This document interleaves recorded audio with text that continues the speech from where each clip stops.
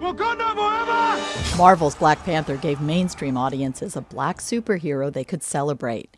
KEITHAN Jones used that film as a jumping-off point to launch Black Comix Day back in 2018. You see all these big comic book movies, but you don't really see the folks who created these characters. You don't see what's going on behind the scenes. And this show kind of uncovers that a little bit. It also uncovers the breathtaking diversity of characters beyond Black Panther.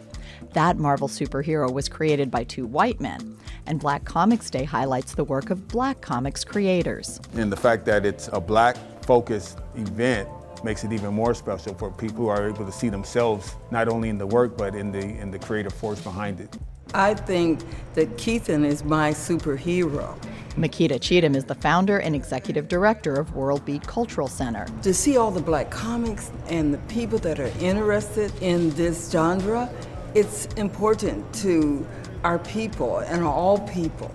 With its Afrocentric focus, WorldBeat Cultural Center provides the perfect backdrop for the event. This being Black History Month, Black Comix Day is more of a focus on specifically black creators, where you can meet, greet, interact with them, see the stuff they've been producing over the years. Creators like Rodney Anderson Jr. For black children to see that they don't just have to be consumers of this content. They can be creators as well. And seeing black creatives in one space, seeing so many under one roof, helps to drive that point home. And it's about more than just providing young people with characters who look like them, says Lawana Richmond. It creates all kinds of possibilities in their mind, not just in the realm of comics, but just in life in general. Richmond will be on two panels at the convention. One called Empowered addresses the challenges of being a black creator. Unfortunately, when you're a creative, a lot of times your family wants you to get a real job. But Anderson says a real job can be a dream job. This is my comic book, Trinity Blade. It is a good old-fashioned fantasy, sword-swinging, swashbuckling, and dragons.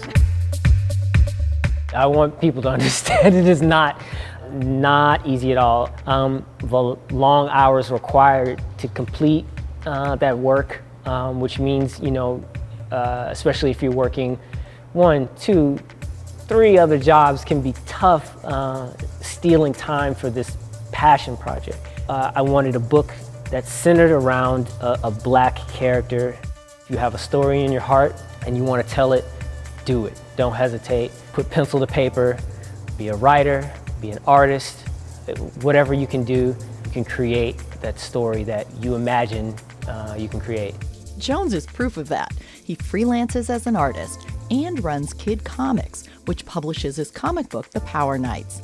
Yet he still finds time to organize Black Comix Day because he's passionate about showcasing the smorgasbord of content currently coming from black creators.